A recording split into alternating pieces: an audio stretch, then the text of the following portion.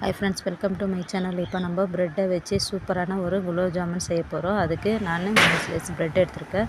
இப்போ அது ப்ரெட்டை சின்ன சின்ன துண்டாக போட்டு ஒரு மிக்ஸி ஜாரில் போட்டு பல்ஸ் மோடில் போட்டு எடுத்துக்கலாம். அது கூடவே கொஞ்சோண்டு பேக்கிங் சோடா, கொஞ்சமாக உப்பு எடுத்திருக்கேன்.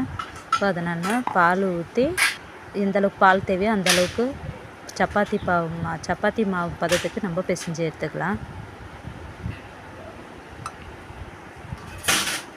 இந்தளவுக்கு நான் இந்தளவுக்கு பிசைஞ்சு வச்சுருக்கேன். இப்போ சின்ன சின்ன உருண்டைங்களாக பிடிச்சி வச்சுருக்கேன்.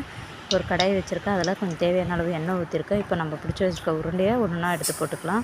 அதுக்குள்ளே இந்த பக்கம் நம்ம சக்கரை பாகு ரெடி பண்ணிக்கலாம். 1/4 கப் சக்கரை முழுகிற அளவுக்கு தண்ணி ஊற்றிருக்கேன்.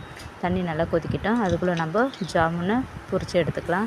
அதுக்கு எண்ணெயில் போட்டு எடுத்துருக்கேன். அந்த சக்கரை பாகில் 2 ஏலக்காய் பிச்சு போட்டிருக்கேன். அதையும் எடுத்துக்கலாம். இப்போ பாருங்கள், எல்லாம் புரிஞ்சு எல்லா ஜாமுனையும் எண்ணெயில் பொரித்து எடுத்தாச்சு.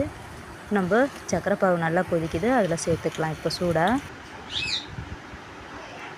நம்மளுடைய சூப்பரான ப்ரெட்டு குலோப் ஜாமுன் ரெடி.